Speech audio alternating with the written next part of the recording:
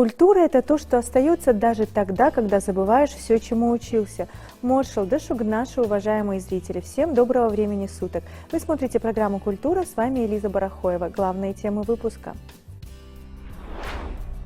Фотографируются только работы мастеров, а сами мастера-то в кадры не попадали. И хотелось, в тени оставались, да? Да, и хотелось запечатлеть мастеров на фоне их работы. Живые ремесла. Фотовыставка Заура Плиева раскрывает культурный код Ингушетии. С ним очень любили общаться, к нему очень любили приходить, слушать его какие-то истории. Внук легенды Башир Даурбеков о Газимагомеде Даурбекове, основателя ингушского изобразительного искусства. Ремесленники Ингушетии старшего поколения. В Магасе в рамках всероссийского проекта «Культурный код. Тропа исконных искусств» состоялось открытие фотовыставки Заура Плиева. Пятая персональная выставка талантливого фотографа собрала общественность, деятелей культуры, молодежь и журналистов, став ярким событием в культурной жизни региона. Выставка приурочена к 150-летию Союза театральных деятелей Российской Федерации и представляет собой уникальный взгляд на мастеров, чьи традиции формируют культурное наследие ингушского народа. Хочу подарить вот эту картину. Картины надо дарить тем, кто ценит их. Заура, да, главное. Выставка приурочена к 150-летию Союза театральных деятелей Российской Федерации и представляет собой уникальный взгляд на мастеров, чьи традиции формируют культурное наследие нашего народа. Приветствуя гостей, Заур Плиев поблагодарил всех, кто поддержал его проект, и поделился историей создания этой трогательной серии работ. Директор Государственного музея изобразительных искусств Республики Ингушетия Любовь Тумгоева, художник Аюб Цуроев и председатель Союза театральных деятелей Республики Ингушетия Дугурхан Хаутиева отметили мастерство фотографа и пожелали ему дальнейших творческих успехов. Наши дорогие ремесленники часто проводят мероприятия в республике, но не у каждого была возможность узнать получше мастера, поговорить лично, узнать, как он работает, про его мастерскую некоторые моменты увидеть.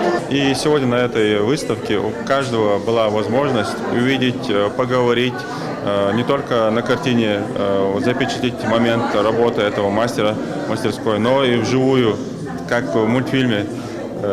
И на картине, и рядом находится мастер, поэтому уникальная возможность для каждого узнать получше творческого человека, пообщаться с ним. Возможно, на этом мероприятии у нас будут рождаться новые идеи, потому что творческому человеку очень важно, что думают о его работе, тем более, если это связано с его деятельностью.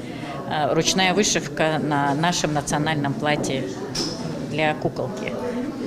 Ну, так у меня, я работаю в Центре культурного развития и во Дворце культуры города Сунжи. Я руковожу кружком ДПИ, обучаю девочек. Просто куклы до сих пор я как-то не занималась куклами, я шила наши национальные чопы. А потом посредством этих кукол я поняла, что девочек больше завлекает девочек, детей, процесс вышивки, шитья. И вот так вот пошли куклы. Ну и детям нравится, поэтому мы сейчас как-то плавно перешли на создание национальных наших платьев, атрибутов в национальном стиле. Эти фотографии – живая память, характер и любовь к своему делу, выбранному ремеслу. Каждый кадр как признание в уважении нашим мастерам, чье искусство составляет культурный код нашего народа, подчеркнул Заур Плиев. Объектив фотографа, известного своим тонким чувством прекрасного, уловил не только лица, но и саму суть мастерства, передаваемого из поколения в поколение. Он не просто фотограф, он настоящий художник света и тени, чей взгляд на мир способен кардинально изменить привычное восприятие. Каждый кадр – это маленькое откровение, умение увидеть, затронуть глубокие чувства и оставить зрителя под впечатлением, что и произошло на выставке. Заур Плиев – фотограф, чей взгляд на мир пронзителен, свеж и нетривиален. Интерес к его творчеству – яркое подтверждение его таланта. Охваченные вдохновением после выставки, мы пригласили его к нам в студию. Мы рады приветствовать вас. А пока свежие впечатления. Для начала поделитесь ими. По поводу выставки я могу, в принципе, рассказать небольшое такое впечатление. Я не рассчитывал, что вот столько людей придут на выставку. Это было очень для меня приятно, и поддержка для меня и поддержка для мастеров, которые я запечатлел на выставке. Почему выбрали именно данную тематику? Она весьма необычна, и, казалось бы, вроде бы тема лежала на поверхности, но никто до вас ее не затрагивал, по крайней мере, я не видела. Именно ремесленники, и каждый из них рядом со своими произведениями. Как вот вы находили какой-то общий кадр, к общему мнению, как приходили, были споры? Благодаря вот как раз и ярмаркам мастеров обычно собираются. Ну и каждый раз, ну, они фотографируются только работы мастеров, а сами мастера-то в кадры не попадали. И хотелось, не оставались, да? Да, и хотелось запечатлеть мастеров на фоне их работы. И как-то пришла эта идея в голову, чтобы запечатлеть и создать вот такой уникальный фотопроект. Вот, кстати, еще одна польза выставок, да, помимо того, что всю эту красоту увидели, так еще и идея пришла. Идея замечательная, а как вы выбирали локации? Это не всегда мастерские, как я заметила. Есть, например, очень интересная фотография с Аюпом Цуроевым, там лес, и мне кажется, что там уже как будто бы есть какая-то история. Ну, как раз-таки, да, когда я обычно, вот,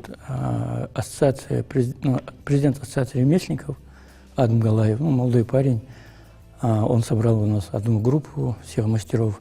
Я с ними созванивался, договаривался, да, подстраиваться под их время, потому что они тоже заняты своими делами. Но когда я созвонился с Аюпом, Аюп, если честно, он сказал: Заур, чем фотографировать в скучном доме, там, давай сделаем фотографию где-то в лесу, это будет что-то спонтанное, такое интересное, такое, сказать, вот рабочая площадка для меня. Вот, на самом деле его рабочая площадка – это лес. То, что он берет из леса, да, он создает уникальные вещи. И такая идея пришла в голову, и тем более сейчас красивая осень, на фоне леса всего это как-то получилось красиво. Сказочная такая фотография получилась, но невозможно все-таки выделить одно фото, каждая работа достойна, каждая уникальна. Есть ли у вас среди работ, среди фотографий те, которые вам дались особо тяжело? Ну, если честно, на самом деле каждая фотография была немножко сложная, потому что разный мастер живет в разных, можно сказать, городах и селах, и каждый раз, ну, ты выезжаешь или сам. Было сложно, на самом деле, вот когда я просто представлял это в голове, эту выставку, я думал, я сейчас приеду вот примерно к кузнецу, увижу его кузню, там печь, наковальня, вот это все, это будет гармоничная фотка. А приходишь, это уже совсем другая картина, потому что человек, можно сказать, реально в щитовом домике, 2 на 3, создает вот реально, на самом деле, несмотря на то, что очень сложные условия, он создавал вот такие шедевры. Вот. То же самое можно сказать и для других мастеров, которые расположился у себя дома, это создает это все. В принципе, как-то так. Но я очень надеюсь, что у них все-таки получится. И я надеюсь, наши поддержат, чтобы у каждого, да, был свой цех, своя кузня. Да, я знаю, что каждый занимается, ну, частное лицо, да, каждый мастер. Но благодаря им они нас на самом деле выводят нашу республику на высокий уровень мастерства, потому что мастера – это половина нашей республики, потому что они часть нашего, можно сказать, нашего народа. Без мастеров это как-то не развивался бы у нас. И изделия, которые производят наши мастера, действительно пользуются популярностью. Этому свидетельствуют многочисленные выставки выездные, где люди действительно восхищаются работами наших мастеров. Вы совершенно верно подметили, когда у человека есть талант, даже в тяжелых условиях, мне кажется, этот талант всегда проявляется. В этом, возможно, есть даже свои какие-то плюсы. Да? Возможно, если было бы все легко, не было бы того самого шедевра. Мне иногда даже так кажется. А следующая ваша выставка, чему она будет посвящена? Если честно, нет точных дат и вот именно определенность, но я думаю, будет посвящена театру, возможно, или будет она посвящена артистам, которые инструменталам. Вот. потому что сам культурный код, этот проект, это сама верхушка. А ремесленник Ингушетии – это одна из ветвей. А в культурном коде там могут быть люди, которые именно занимаются творчеством, культурой, ну, которые относятся к культуре. Там То есть могут шире быть, охват. да, там могут да? быть актеры театра и кино, люди, которые создают, играют на инструментах. Там гитара, скрипка, пианино, там может быть все угодно связанное с музыкальными инструментами. Там могут быть и танцоры госансамбля, не обязательно определенных музыкантов. В общем, артисты. Да, все, что связано с культурой, все, что связано с искусством, будет входить в этот проект. Хочется тоже поблагодарить своего, можно сказать, куратора Дугурхан Хаутиева. Ну, для нас она Дина, как друзей. Ну, мы сразу поняли, когда вы сказали Дина. Она председатель Союза театральных деятелей. Она уже второй раз мне помогает. Вывела для меня стипендию. Такой самостоятельный творческий проект. Она отнесла этот проект. И благодаря Союзу театральных деятелей я смог организовать эту выставку. Цель этого проекта показать наших мастеров и показать уникальные вещи, которые они создают. Касаемо театра юного зрителя, именно там у вас была выставка. Насколько я помню, это был театр в лицах. Но сейчас будет нечто подобное, но больше охват, да, шире, то есть здесь будут артисты. Будут ли использоваться фотографии из предыдущей выставки, либо этих же актеров, но вы уже как-то в новом свете нам покажете? Ну, я как раз-таки стараюсь каждый раз на разных выставках одно и то же стараюсь не показывать, потому что людям уже, которые это увидели, это будет неинтересно, им хочется что-то нового показать. Но, возможно, те же лица, актеры тоже будут задействованы, Да. но только это будут уже новые кадры. Это будет Там уже... были фото со спектакля очень Да, интересные. были отрывки со спектакля 4 театров наших. Это была позапрошлая выставка. Как раз-таки она была и в Театре юного зрителя. Да, мне Муса Хадзи очень сильно тоже помог. Что вас больше всего вдохновляет? Вот как фотограф, объектив вашей камеры больше всего что любит видеть? Я занимаюсь фотографиями не только театральными отрывками, но и бэкстейджами фильмов. Вот примерно недавно фильм у нас в гостях он был, Имран Даварбеков. Вот я фотографировал его фильм, делал бэкстейдж для этого фильма «Вендетта». Вот, и в кадр у меня, в камеру попадают не только актеры театра, но и актеры кино, художественных фильмов. Там могут быть не обязательно артисты, не обязательно актеры, там могут быть просто посторонние люди, как у меня получался проект «Наша гордость», который был посвящен старикам. Там могут быть любые люди, так что самое главное, как я всегда говорю, это желание фотографировать, остальное все придет. Но все же, что именно вас вдохновляет в большей степени? Нет определенного чего-то, я думаю, меня вдохновляет все. То есть это вопрос, наверное, настроения, вопрос того самого момента, в котором вы находитесь. Получается, здесь нет определенного выбора. Кто-то любит больше фотографировать людей, кто-то природу. У вас как? Да, бывает иногда, что кто-то фотографирует определенный пейзаж, вот как Шевцов. Кто-то занимается портретами. Нет такого, что я люблю и это, и это. Хочется... Во всех проявлениях, Во да? всех проявлениях, во всех жанрах как-то охватиться. Я думаю, среди наших зрителей наверняка есть те, кто делает только первые шаги в данном виде творчества, и им было бы полезно из ваших уст услышать, с чего необходимо начинать, и как вы вообще начинали, как открыли в себе этот талант. Ну, как и все, мы начинаем с телефона. И если человек проявляет хотя бы немножко терпения, да, иногда бывает, что сегодня сфотографировал, но завтра не получается, послезавтра не получается. Просто не останавливается. Если человек хочет этим заниматься, я думаю, он сможет дойти высокого уровня. То есть неудачные кадры – это не повод опускать руки? Да. Это, наоборот, на самом-то деле тот момент, когда нужно учить эти моменты, что ты сделал неправильную фотографию, да, критика скажут, фотографии вышли плохо. Но все же, не всегда будет фотография хорошей. Иногда могут быть, что вот критика скажет, это не то. Как раз для этого и нужна критика, чтобы ты рост у нас поднимался, уровень фотографа, можно сказать, правильный. Над чем работаете сейчас в настоящее время? У меня была задумка одна, я его пока даже не запускал, но у меня было как раз-таки, она будет как раз-таки туда относиться, к этому культурному коду. Хотелось бы, но этот проект будет очень такой, можно сказать, масштабный. Хочется сфотографировать все национальные костюмы народов Северного Кавказа. Как здорово. Да. Возвращаясь к нашей фотовыставке, она проходила в столице Ингушетии, в Магасе, в Доме молодежи.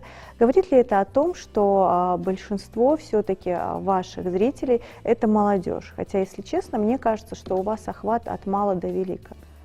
Да, как раз-таки, что хочется сказать, почему я как раз-таки назвал ремесленник Ингушетии старшего поколения. У нас мастеров на самом-то деле очень много, но хотелось все-таки запечатлеть именно тех людей, которые, можно сказать, стояли у истоков. И для молодежи, чтобы это был пример Да. для подражания и являлось стимулом тоже, чтобы развиваться. Сам проект, он культурный код тропа исконных искусств, ремесленник Ингушетии старшего поколения, организовано в рамках 150 лет Союза театральных деятелей. Это вот так она была.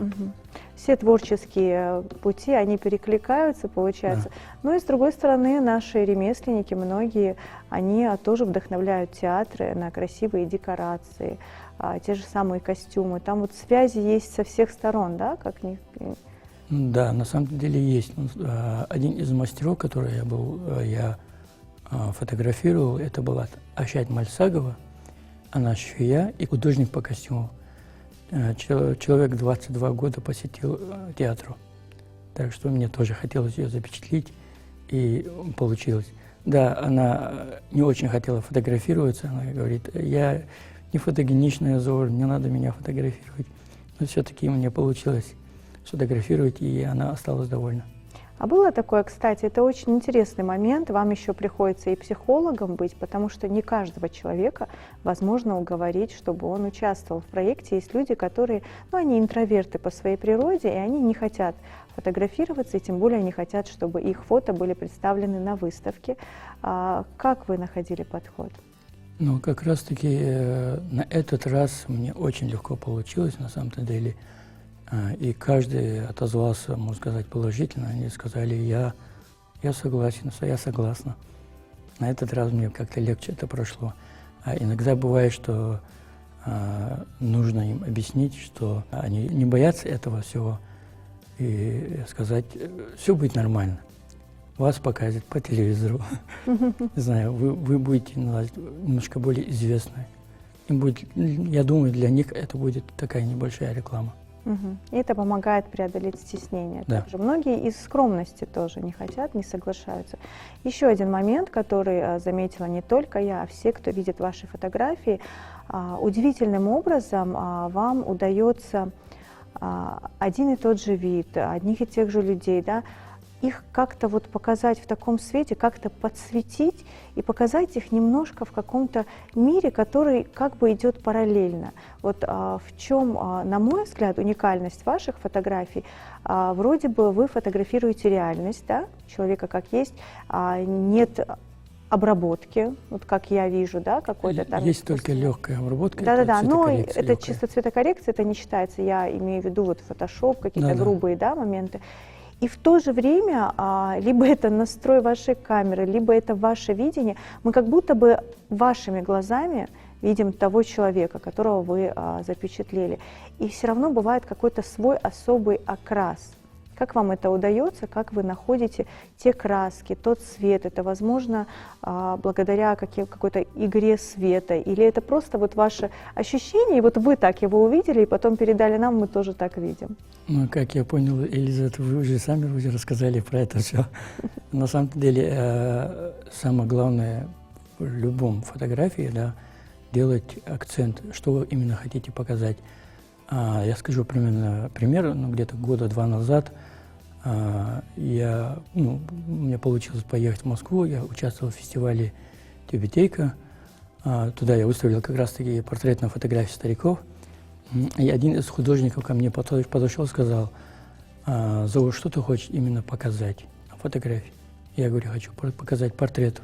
Он говорит: «Он фотографирует только портреты, фон тебе не нужен.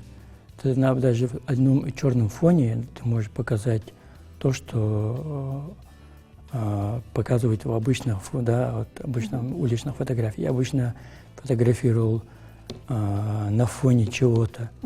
И когда человек смотрит на фотографию, он сразу отвлекается на определенный задний фон, я хочу, чтобы человек смотрел на портрет, который я выставляю. Фокус внимания, да, чтобы не перепутать. И он мне сказал: не надо акцентироваться на задний фон. Фон тебе не нужен. Просто делай акцент на портрет. И я с этого момента решил выставлять именно на черном фоне, фотографировать, и делать акцент только на портреты, на лица. Там как раз-таки, как и Лиза как-то сказала, нету никакого фотошопа, я ничего не убираю.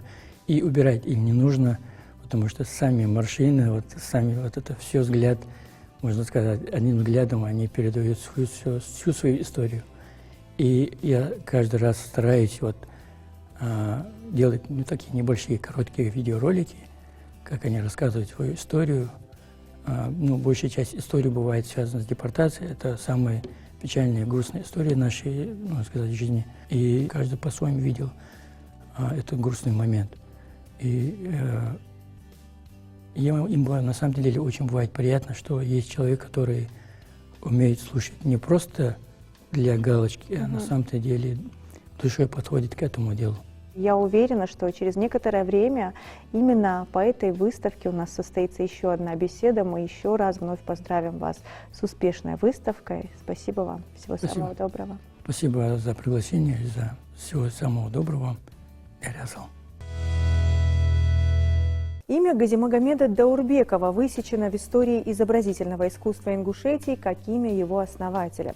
Спустя десятилетия, благодаря руководству Государственного музея изобразительных искусств Республики Ингушетия, мы получили уникальную возможность встретиться и побеседовать с его внуком Баширом Даурбековым, который сегодня является полномочным представителем Республики Ингушетия в Северокавказском федеральном округе. В стенах музея, где бережно хранится история ингушской живописи, он надолго задержался у портрета своего легендарного деда, словно ведя безмолвный диалог с тем, кто проложил путь для многих поколений художников. Могу сказать, что с ним очень любили общаться, к нему очень любили приходить, слушать его какие-то истории, потому что действительно человек, он повидал высылку, потом прошел тоже очень такой богатый жизненный путь,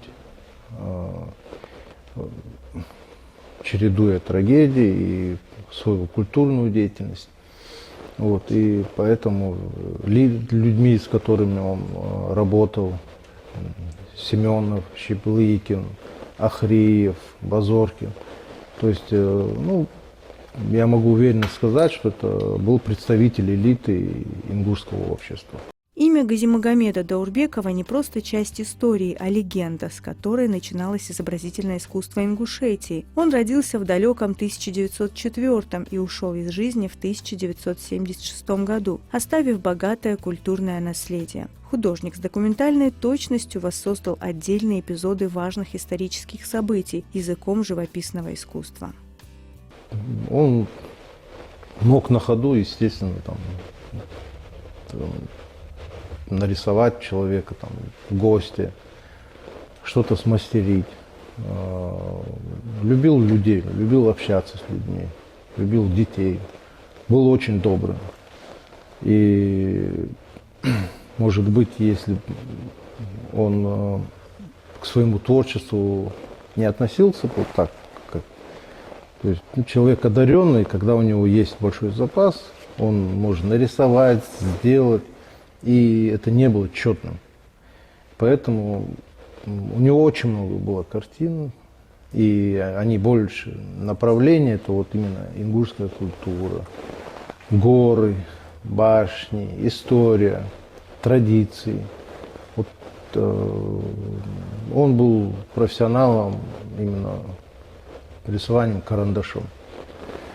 Графика, да? Графика, узоры, истинги. Это вот как раз-таки возрождением он и занимался этого направления.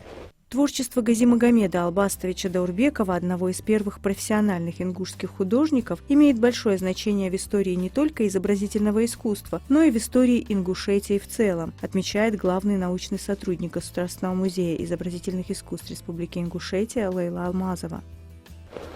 Вот из того, что я знаю, и был одним из первых человеком, который вообще поехал учиться в Ленинград, Санкт-Петербург, в 1924 году и проучился там в техническом художественном институте до 30-го года. До этого был в гимназии в Владикавказе. Ну, вот, и в экспедициях участвовал с теми же людьми, которые я назвал. Был знаком лично с Булгаковым. Тема национально-освободительной борьбы кавказского народа была основной в раннем творчестве Газимагомеда Даурбекова. Обращение мастера к портретному жанру связано с поисками новых форм и методов в передаче натуры и духовного мира изображенных образов. Подавляющее большинство портретных произведений художника было выполнено в 30-е и 40-е годы XX века, и почти все они, к сожалению, были утеряны в период депортации 1944 года. В настоящее время мы можем судить о них лишь по копиям карандашных эскизов, репродукциям, фотографиям и авторским акварельным копиям. В музее обсудили варианты сотрудничества со внуком известного художника и провели для него экскурсию по выставочным залам.